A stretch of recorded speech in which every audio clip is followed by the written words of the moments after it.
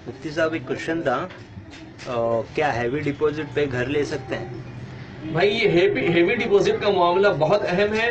वक्त के जो दारुल इफ्ता के मुफ्ती हजरात हैं, हजरत मुफ्ती अजीजुर रहमान साहब और जमातुल मुफ्तीन मुंबई की, इन लोगों ने तो ये कहा है कि मना है, बचना चाहिए। अफसोस ये है कि आज का मुसलमान अगर उसको एक काम करना है तो वो करके रहता है, आप कितना भी मना कर दो। और अगर नहीं करना है तो आप कितने भी फजाइल बता दो, कितनी भी रगबत दिला दो, इसे जो है ना नहीं करना है, और करने पे आएगा तो ये करेगा।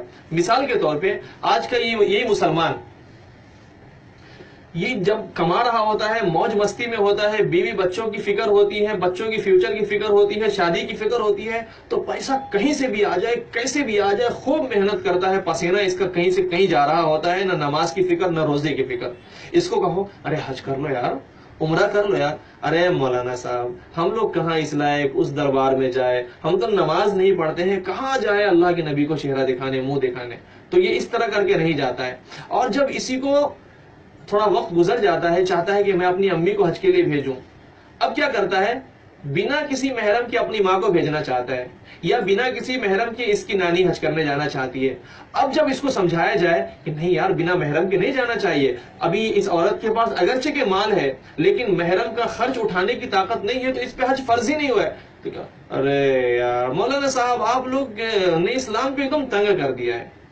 तो जब इसको करना है तो ये करके रहेगा, आप कितना भी समझा लो, रोको नहीं रोकेगा। और अगर एक काम से रुकना है तो आप कितने भी फजाइल बता दो, ये रुक के रहेगा, ये नहीं करेगा। ये उम्मत बड़ी अजीब और गरीब उम्मत है। इसी हालत को देखते हुए प्यारे आका हुजूर नबी करीम सल्लल्लाहु अलैहि वसल्लम ने फरमाया कि एक वक्त ऐसा आएगा कि ये मेरी उम्मत शराब पिएगी नाम बदल के।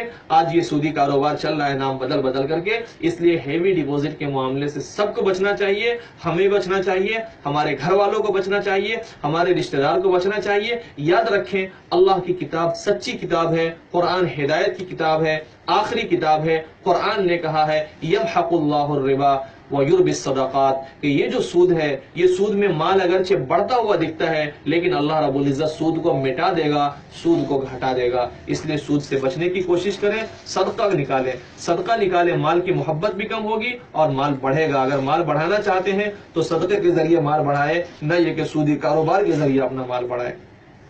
जी।